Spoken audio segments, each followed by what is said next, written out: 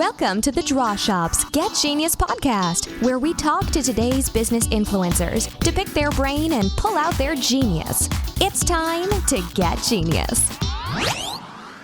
Hello, everyone, and thank you again for listening to the Get Genius podcast. If you're a first-time listener, welcome. If you have listened to episodes before, thank you so much for continuing to listen. Today's an interesting, pretty intriguing interview about overeating and binging and stress eating and how to stop eating so much chocolate. Well, I don't know if I like that part, but it's actually okay. We'll talk about it. It's cool. I'm talking to Dr. Glenn Livingston, and he's a veteran psychologist and longtime CEO of a multi-million-dollar consulting firm, which has serviced several Fortune 500 clients in the food industry.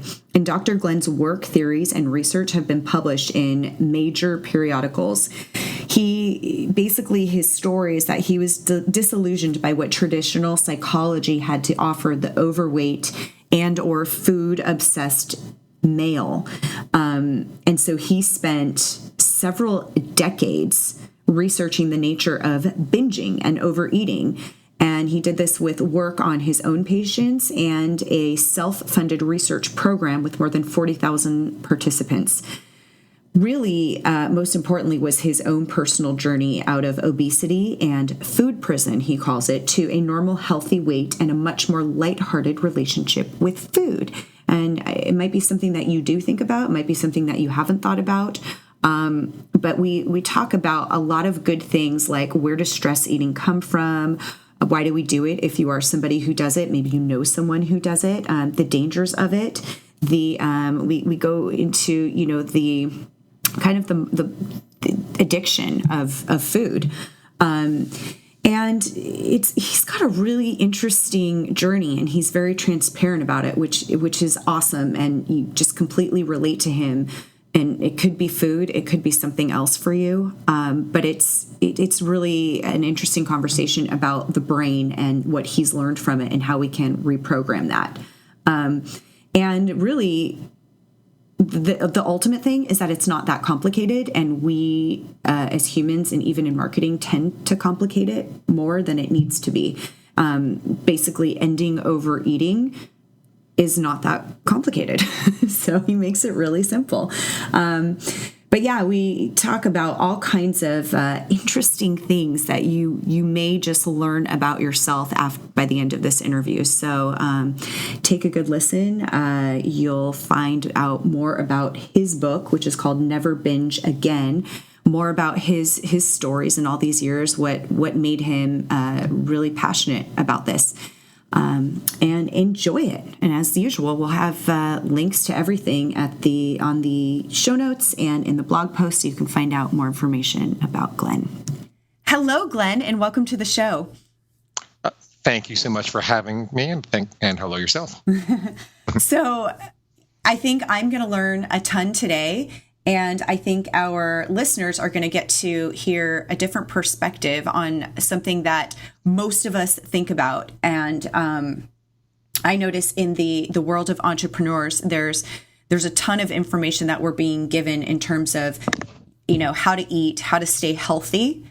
And you just have such a wealth of experience and knowledge. So if you would first, I'd love to have our listeners hear a little bit of your background and how you became this expert in stress eating and overeating and why it's such a big deal today in our culture. Sure. Well, I suppose you could always say I'm a psychologist first and foremost, but I'm also a serial entrepreneur, so I can definitely resonate with your audience, and I've actually taught marketing and advertising for a very long time. But I was born in a family of 17 psychologists and psychotherapists, and wow, yeah, it's pretty crazy. You don't want to come to the family reunion. Everyone's analyzing everyone. No, I'm just kidding. The funny thing is that nobody agrees on anything. It's just like any other family. Yeah. But I never really learned how to fix things around the house. I can ask it how it feels, but I don't really know how to do any, traditionally I can't fix stuff. Yeah. I just can't. I'm psychologically oriented. But I also had a rather serious eating difficulty as I was growing up. I didn't know it was an eating difficulty. I thought it was a superpower because I'm 6'4" and I'm reasonably muscular. And I discovered that if I worked out a lot, maybe 2 or 3 hours a day, that I could just eat anything I wanted to all day long. 6, 7, 8,000 calories was really not a problem as long as I did the workouts. Wow. And yeah, so I developed some really bad patterns back then. And when I got to be a little older and, I was married at the time and I had a lot of patience and responsibilities, and I was not able to stop eating, but I just didn't have the time to work out for 3 hours a day.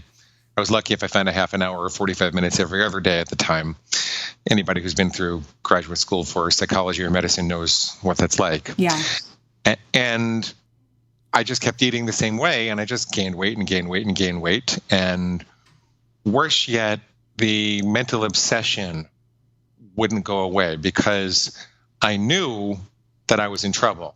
I knew that, cardiovascularly, I have horrendous genetics in my family. Every male in my mother's side has a heart attack in their 40s. And the doctors were telling me my triglycerides looked more like the national debt than a blood test, and that I was going to die by the time I was 35 if I didn't do something about this.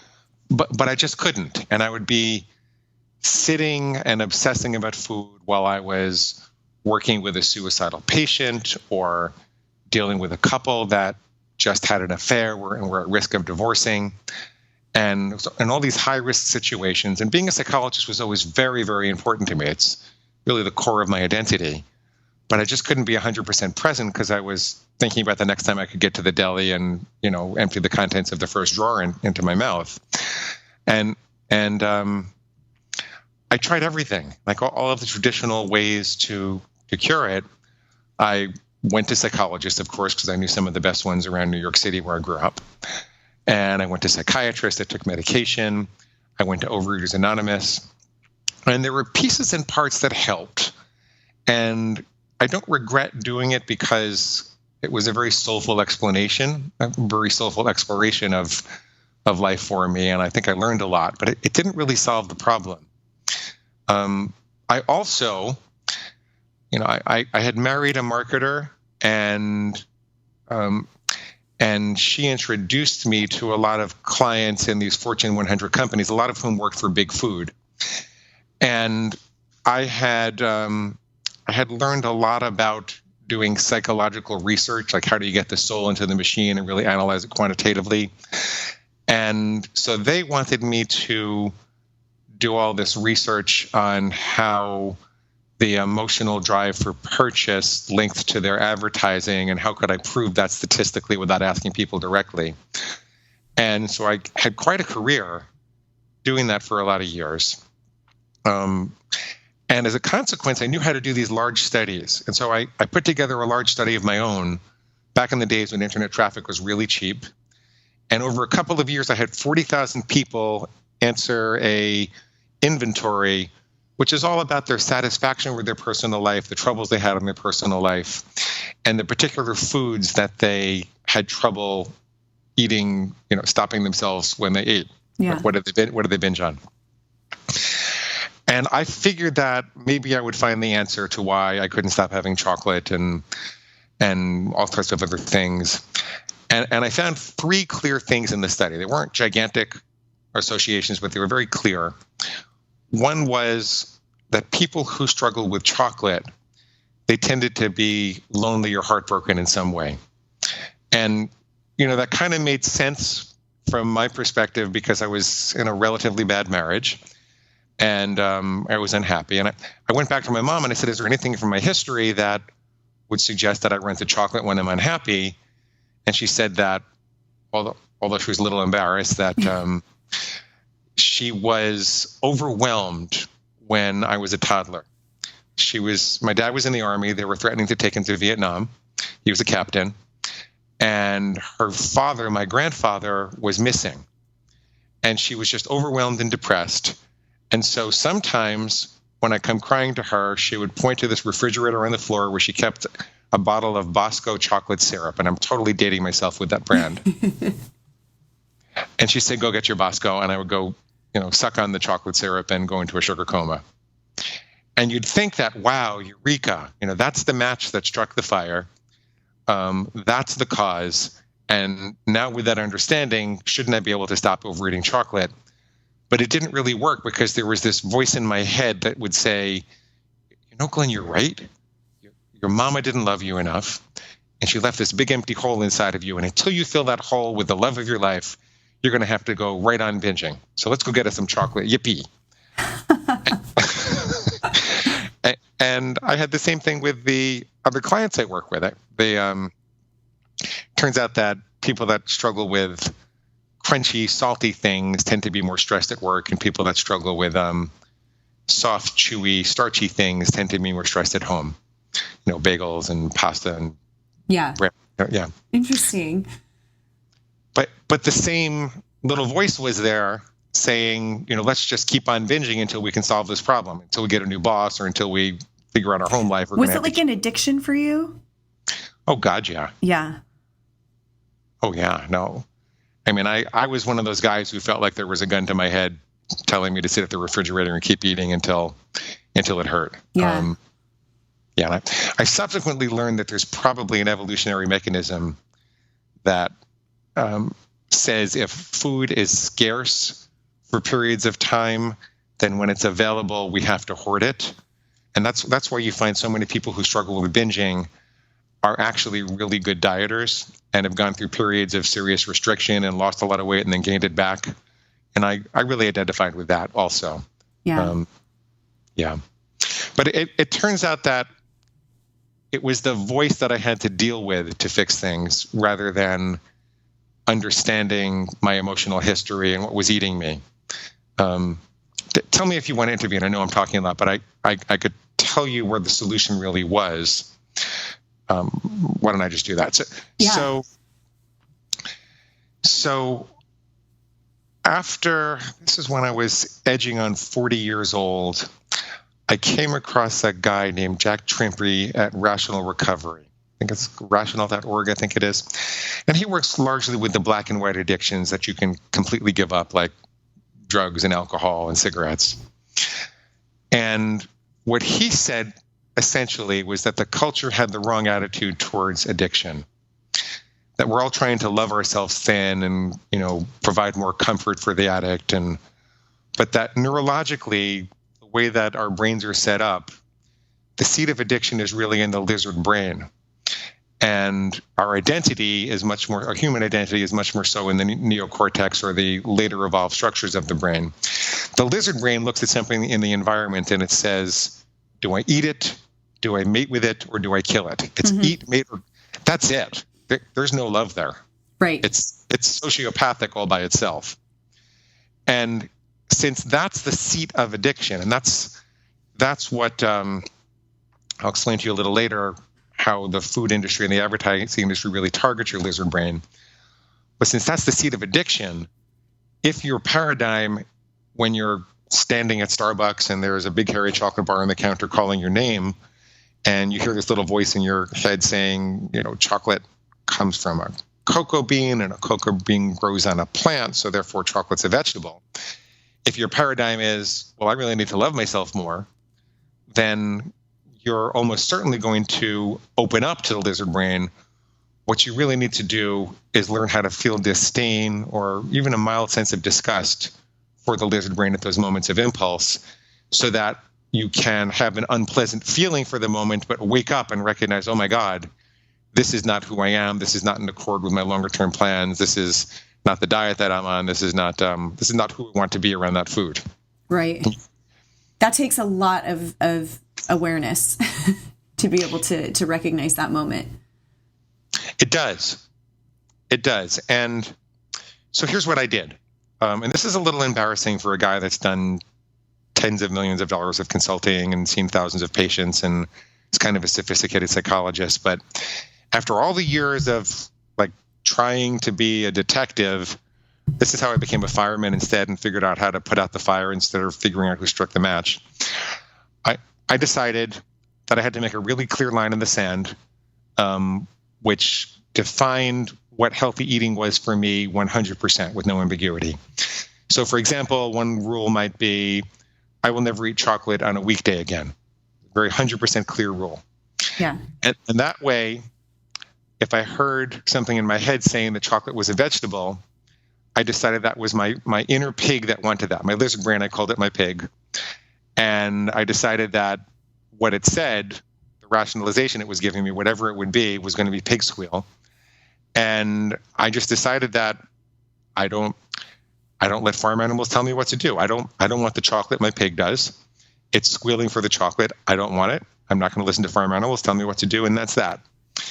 And as crazy as that sounds, it wasn't a miracle. It didn't all happen right away. I had to work with it and figure out different rules, but it gave me those extra microseconds at the moment of temptation to remember who I was. And that's how I got over my addiction. That's how I lost about 60 pounds and my blood levels came down, and I focused more on whole, fresh, natural foods, and my health, shot up, and it all came together. I kept a journal for a lot of years about all the crazy things the pig said and how I overcame that. And that's what eventually became the book, and the book took off. And so that's what I do now. And the book is called Never Binge Again. Yeah. You talk about reprogramming yourself to think like a permanently thin person. Mm-hmm. Can you talk about that and what does that even look like? Well, when you draw really clear lines in the sand, it becomes possible to completely separate your constructive versus your destructive thoughts about food. And this is just a construct. It's just a mental trick of mind, but it's really, really powerful. If I say I will never have chocolate during the week again, then I know that any thought that suggests that I might have chocolate on a Wednesday, either now or in the future, is part of my destructive or fat thinking self. And I find that the people who have lost weight and kept it off in one way or another have learned to identify those destructive thoughts. So I've really tried to codify a method in which you can do that permanently, where you can install an algorithm in your head that starts to pull apart your healthy versus unhealthy thinking about food so that you can make the choice to act on the healthy thoughts and to ignore the destructive thoughts. And that's what I mean. That's what I mean. It's more about the thinking than the particular diet that you're on. My book is diet agnostic. You can support any diet that you want to follow. It's more about how you organize your brain and your commitment to keep your destructive thoughts separated so that you have choices about them. And you can become a permanently thin person. That's what I've discovered. That's what seems to work for me and for thousands of other people that are doing this. And does that mean that a person will never binge again, never overeat again? Well, I call the book Never Binge. It can. First of all, it can. And there are people who read the book and never binge again. I call it Never Binge Again because paradoxically, there are two separate mindsets you need to have when you are pursuing the goal versus when you're analyzing a mistake. See, what you'll hear in our culture is progress, not perfection. Try to focus on guidelines instead of rules. And that's the right way to be kind to yourself after a mistake. If you touch a hot stove by accident, you're not supposed to say, "Oh my God, I'm a compulsive hot stove toucher. There's something horribly wrong with me. I might as well just put my whole hand on the hot stove." Right. Right. You're supposed to feel a little bit of pain to draw your attention to where the hot stove was, make some adjustments so that you don't, accidentally touch it again, and then go on with your life. It turns out that the excessive guilt and shame associated with making a mistake with food is actually the pig, and it's binge motivated, because what the pig is trying to do is wear you down so you don't feel strong enough to not binge again. It wants you to binge again right now. I want you to binge some more. And if you refuse to yell at yourself, Carol Munter taught me this.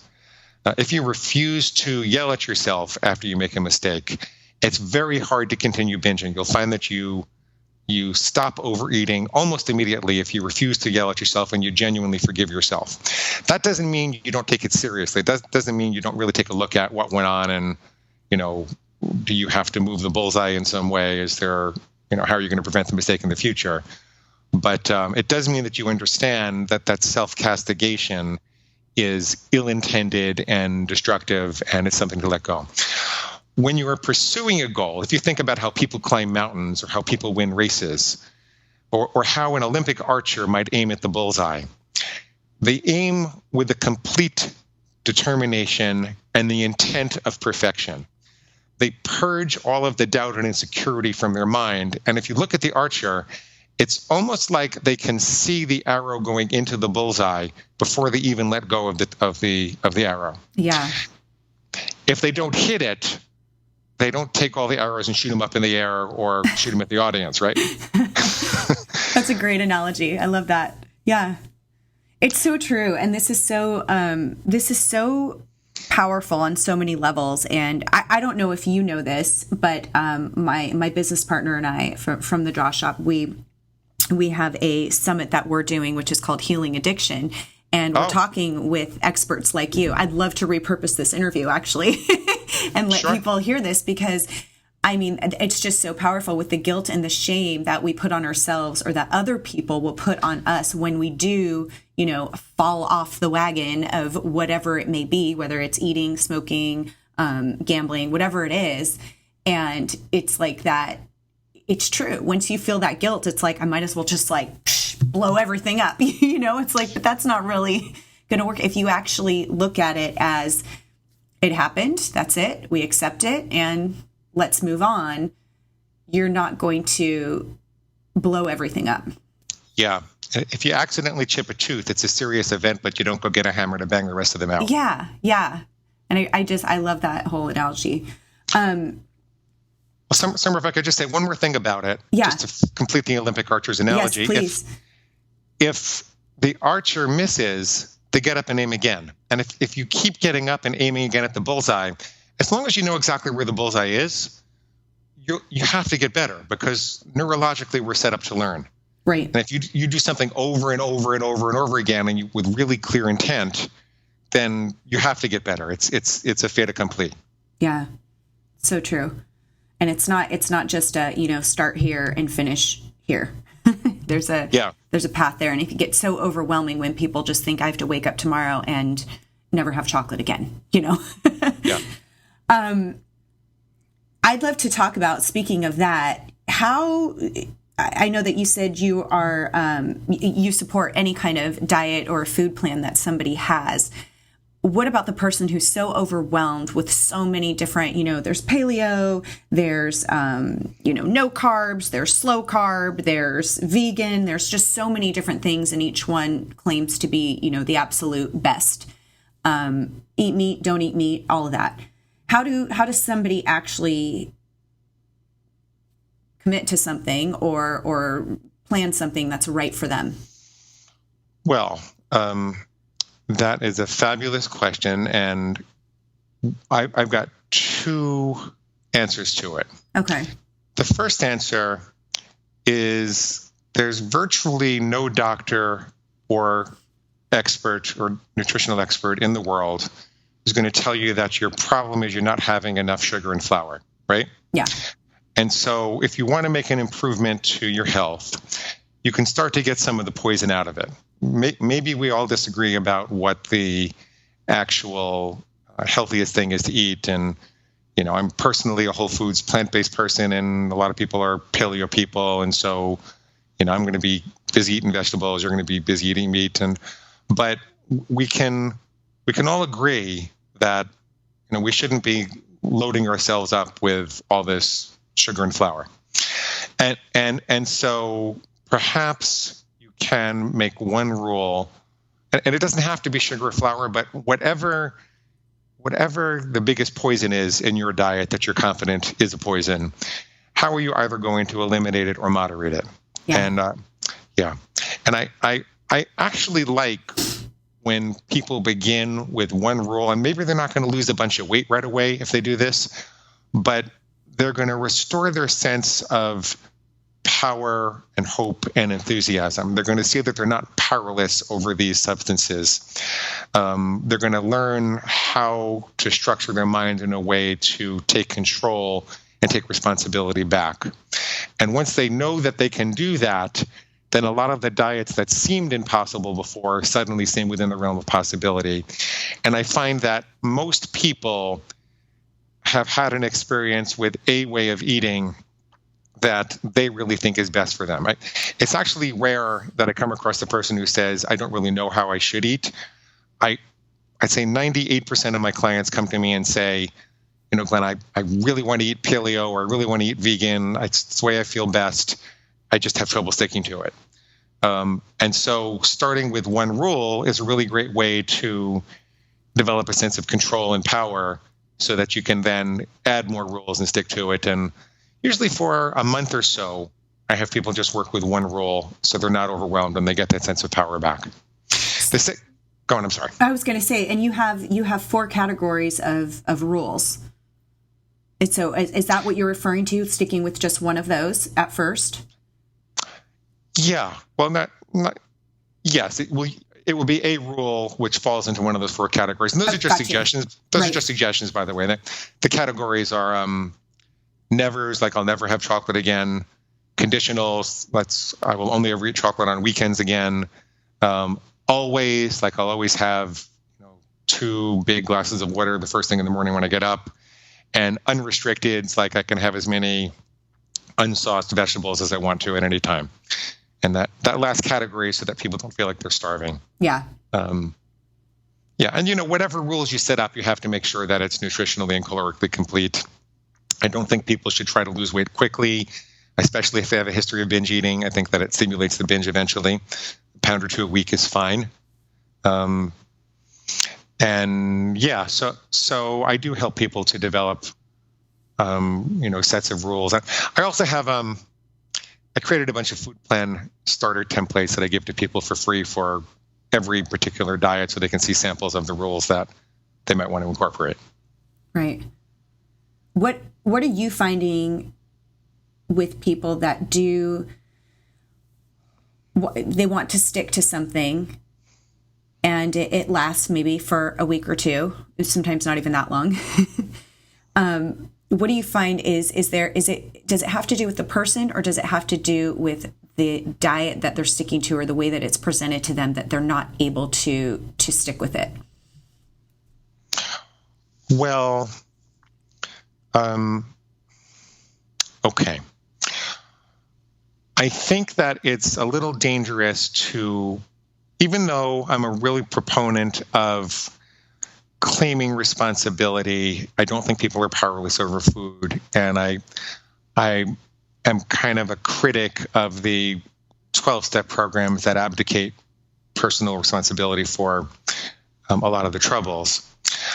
I also think it's dangerous to blame the individual in the society in which we live. And I try to help people to go from feeling ashamed to feeling angry about what's happening. Because this is something I think I'm uniquely in a position to have viewed, having done all the consulting that I did for industry and the advertising world. There are billions of dollars spent to engineer these hyper-palatable food-like substances that have artificially concentrated forms of salt and sugar and oil and starch and excitotoxins and chemicals and flavoring agents. They are pressing your evolutionary buttons in a way that evolution didn't prepare you to deal with. And when your evolutionary buttons are short-circuited, there is research that suggests that mammals will engage, and we're a mammal, will engage in severe self-neglect. And this is all done for profit. There's a series of studies in the late 50s and early 60s by Milner and Olds two psychologist experimenters. And what they did was they wired rats' pleasure centers. They actually put an electrode in the brain, and they wired it to a lever that the rat could press to stimulate their own pleasure center. And when they gave the rats these levers, what happened was they would ignore their survival needs to press the levers thousands of times a day. I mean, a starving rat would ignore food to just go press the lever. A nursing mother rat would abandon her pup to just go press the lever. They would crawl over painful electrical grids to go press the lever. And the studies were replicated in humans slightly differently, with very similar results. And I don't think it's a very far stretch to look at the food-like substances that are being engineered into all these bags and boxes and containers and wonder why people are looking for love at the bottom of a bag or a box, and not really knowing what they're doing and engaging in severe self-neglect. So I don't think that we should be walking around ashamed or really blaming people. The advertising industry sends 5,000 to 7,000 messages about food every year to us, and how many of them are about eating whole fruits and vegetables? Like hardly any. Right. You said earlier they're talking to the lizard brain. Yeah, this is all designed to target your lizard brain. Yeah. I was unfortunately a part of that 20 years ago. People think advertising doesn't affect them, which is really sad, because what the advertising industry knows is that advertising affects you more when you think it doesn't affect you because your sales resistance is down. Totally. Yeah. Yeah. And I'm a proponent of powerful advertising. I think that advertising can be used for good also. And I think that ethical persuasion is not only okay, but a responsibility of people who have ethical products and services to offer. Yes.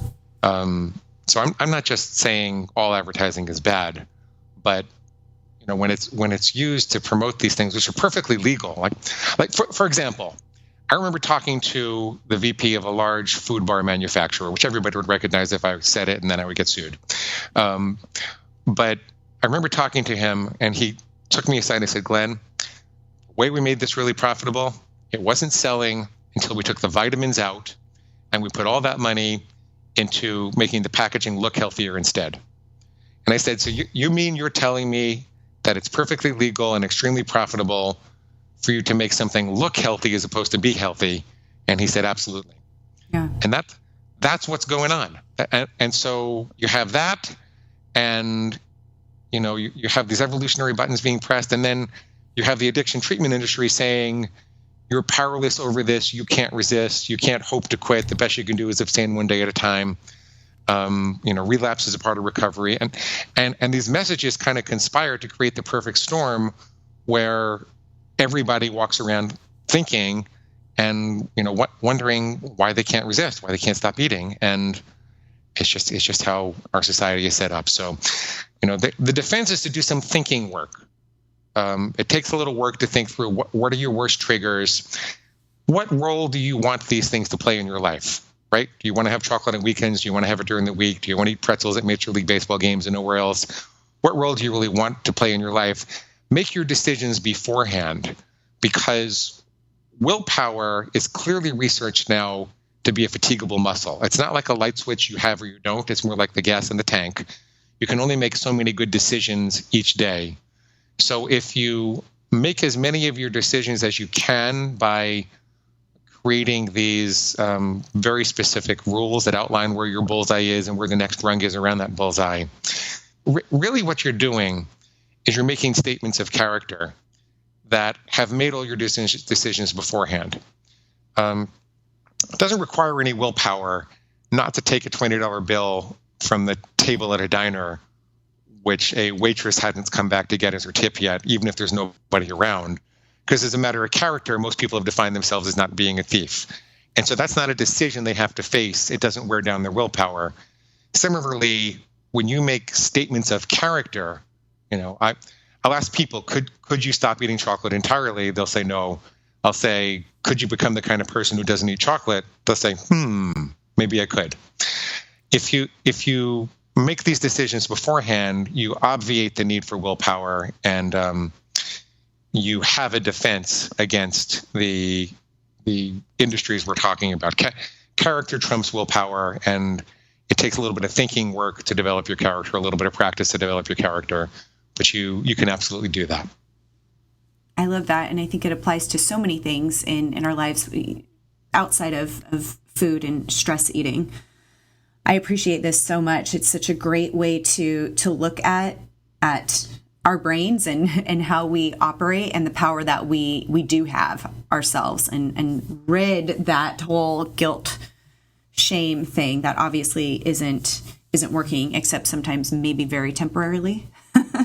Yeah. I'd love to send our listeners to find out more information about you and where they can find your book. Can I send them to neverbingeagain.com? Is that correct? Yeah, at neverbingeagain.com. If you hit the big red button to sign up for the free bonuses, you will. I'll get you a free copy in Kindle, Nook, or PDF form of the book itself. Oh, fantastic! And I'll get you those food plan templates we talked about before. So there's one for paleo, vegan, point counters, calorie counters, macrobiotic, low carb, high carb, whatever diet you happen to be on. There's one that'll get you started. And probably most importantly, this whole philosophy sounds weird and maybe a little harsh when you talk about it in theory like this. But if you listen to it implemented in practice, it really is a very compassionate theory. You can hear people's hope and enthusiasm being restored.